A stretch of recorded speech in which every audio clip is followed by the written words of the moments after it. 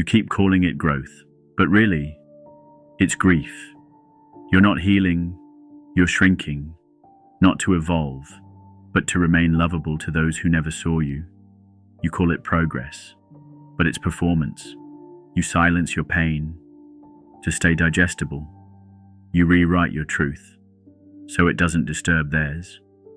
But tell me, how many times have you trimmed your roots just to fit inside someone else's garden? You were never broken. They just couldn't hold your wholeness, so you became smaller, softer, quieter. You called it healing, but it was really submission.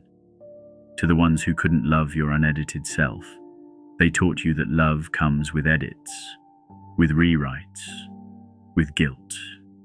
And so, you keep fixing what was never wrong with you, just to stay inside a story that never included your truth. Isn't it absurd that the more broken they were, the more you blamed yourself for shattering? You became their mirror and mistook their cracks for your own. You thought if you became more, you'd finally be enough, more forgiving, more patient, more pleasing. You wore their silence like a verdict and kept showing up to trials you never deserved. You fix yourself because that's what you were taught love required. You were taught love meant becoming easier, quieter, less emotional, more convenient. And so, you erased yourself slowly until they were comfortable. And now, you don't know where you end and where their needs begin.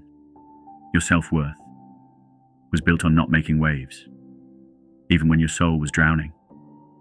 You keep fixing yourself because part of you still believes that if you change enough, they'll finally come back.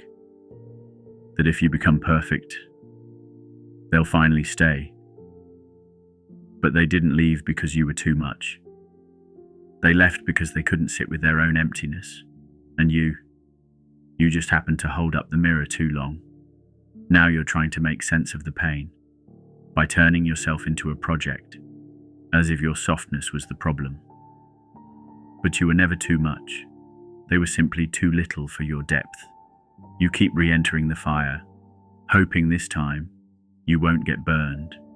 You say it's healing, but it's hope, disguised as self-blame. If I'm more secure, more spiritual, more patient, maybe they'll finally see me. Maybe they'll stay. But what if the healing you're chasing is just a new cage, designed to win their approval, not your freedom? You don't need to be better to be loved. You need to be loved when you're not better. It's a quiet kind of betrayal. When you hold back your tears so they don't call you dramatic. When you walk on eggshells and then apologize for bleeding. You never ask too much. You just ask the wrong people. But now, even silence feels loud. Even stillness feels dangerous, because your body remembers what it cost you to be soft, to need, to stay. Go back far enough, and you'll find the origin. The moment your love became a burden, the moment they sighed when you cried, the moment your needs were labeled too much. You were taught to please, before you were taught to feel, taught to perform, before you were allowed to exist. And so, you began fixing yourself before anyone ever asked you to, because somewhere deep inside, you feared that being you was the reason they left. It's absurd, isn't it? How much self-work you've done, just to be tolerable to people who never did the same. You read the books, went to therapy, became emotionally mature, all while they stayed frozen in their wounds. But still, you blame your tone, your timing, your tears. You became a better version of yourself, not for your growth, but for their comfort. And they never noticed. You don't want revenge. You want recognition. You want someone to say, I see how much you tried. I see how much of yourself you buried to be loved. I see how loud your silence was. But they won't say it, because they were never listening. So now, You say it to yourself. You become the one who sees. Because waiting for them to return your depth is how you stay broken. But meeting yourself in the wreckage, that's how you begin again. It's a quiet kind of betrayal. When you hold back your tears so they don't call you dramatic. When you walk on eggshells and then apologize for bleeding. You never ask too much. You just ask the wrong people. But now, even silence feels loud.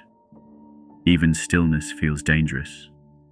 Because your body remembers what it cost you. To be soft.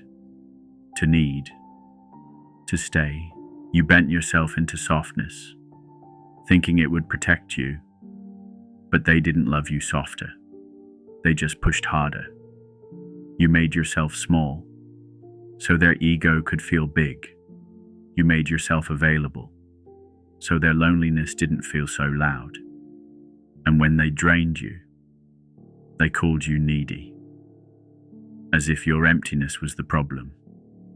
But no one asked what it cost you to be their calm, what it took to never be the storm. You kept fixing yourself, because no one ever came to repair what they broke. So you became the parent, the therapist, the savior. You called it strength, but it was desperation wearing a brave face. You cleaned up their chaos, and they called it codependency. But the truth is, you just didn't want anyone else to feel what you did. And that's not weakness, that's unspoken courage. You confuse peace with being palatable, but they're not the same. You silence your truth, so the room stays calm. You dim your grief, so their discomfort doesn't flare. And yet, you call it regulation, healing, growth. But real peace doesn't ask you to disappear. It doesn't punish your volume or question your sadness. Real peace doesn't cost your voice. You keep fixing yourself, not to be better, but to be accepted. You keep changing, not because you want to evolve, but because you're scared of being left behind. But what if the leaving was the gift? What if being abandoned was how the lie died? And now, you no longer need to be chosen, because you finally chose yourself. You were never too much.